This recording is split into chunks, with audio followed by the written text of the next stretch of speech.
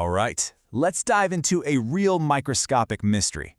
We're on the hunt for a suspect that's an absolute master of disguise, an expert at hiding, in plain sight, for decades. This is the story of what might just be the perfect biological crime. Seriously, think about that for a second. A tiny, uninvited guest living inside you, totally undetected for maybe 50 years? I mean, for most of your life. It sounds like something straight out of a sci-fi movie, right? But for millions of people, it is very, very real. And when I say millions, I mean a staggering number. We're talking up to 100 million people worldwide are estimated to be infected with this lifelong stowaway. Just to put that into perspective, that's more than the entire population of Germany. So yeah, this is not some rare medical curiosity. It's a massive, silent, global health problem. So for them, this isn't a what-if scenario at all. The culprit has a name, Strongyloides.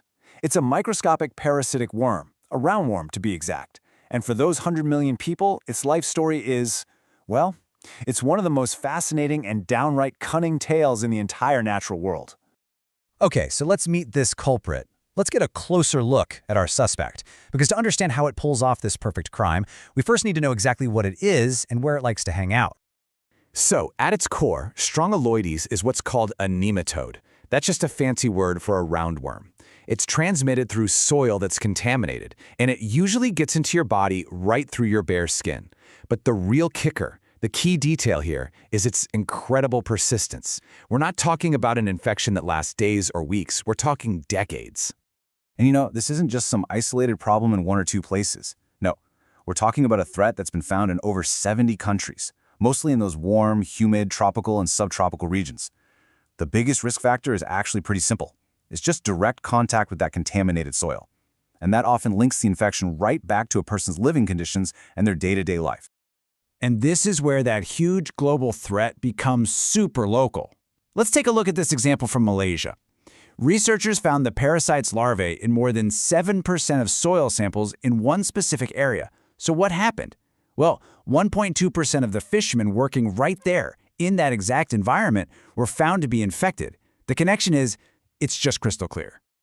Okay, so this brings us to the most incredible part of the whole story. How does this thing pull off a decades-long disappearing act inside a person's body? It turns out it has a secret weapon. So really, what is its secret? How in the world can a parasite survive for 50 years without ever needing to find a new host? The answer is, it's a biological marvel. It's the absolute key to its perfect crime. The secret has a name. It's called autoinfection. And the word itself, auto meaning self, gives you a huge clue. This parasite can literally reinfect the very same person from the inside over and over again. It never has to leave. It just keeps its own little cycle going, completely self-sustained. And this cycle is, well, it's a simple but devastatingly effective little loop. Here's how it works. First, the larvae hatch inside your intestine. But here's the trick. Instead of leaving the body like you'd expect, some of them just burrow right back through the gut wall. From there, they hitch a ride in the bloodstream, travel up to the lungs, then back to the intestines to mature, and, yep, start the whole thing all over again.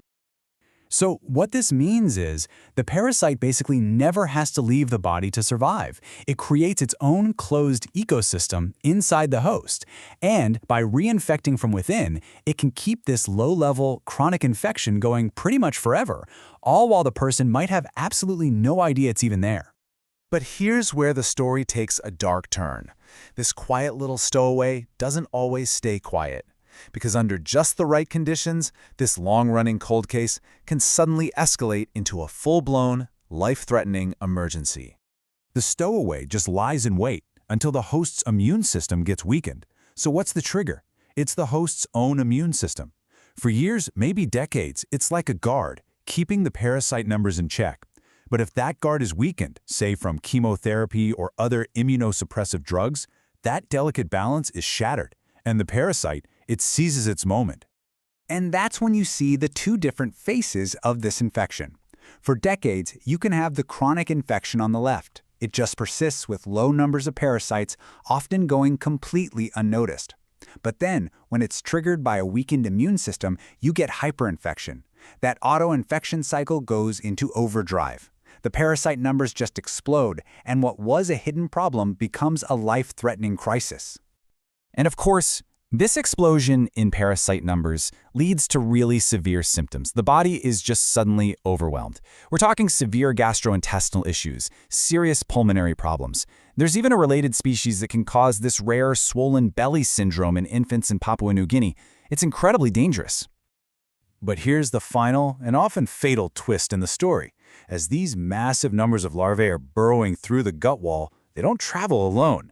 They actually carry bacteria from the gut right along with them, straight into the bloodstream. And as this quote points out, it's often the secondary fungal or bacterial infection which is the primary cause of death. So the worm itself doesn't just invade. It basically opens the floodgates for other pathogens to come in and finish the job. So that's a pretty grim picture, I know, but this is not an unsolvable crime. We can close the case on this thing. The stowaway can be found. That's right. This hidden enemy can absolutely be unmasked and eliminated. Despite its incredible ability to hide, Strongyloides is vulnerable. Once we find it, we have really effective ways to fight back and get rid of the infection for good. And here are the tools we use to close the case.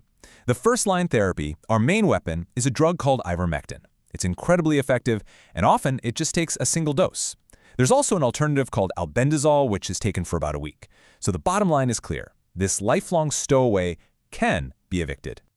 So the story of Strongyloides really reveals a powerful lesson about the hidden world that can exist inside of us. But it makes you wonder, doesn't it? What other hidden stowaways might be waiting for their moment? In our modern world, with new medicines and things that can affect our immune systems, what else could be lying in wait, just waiting for its chance to emerge?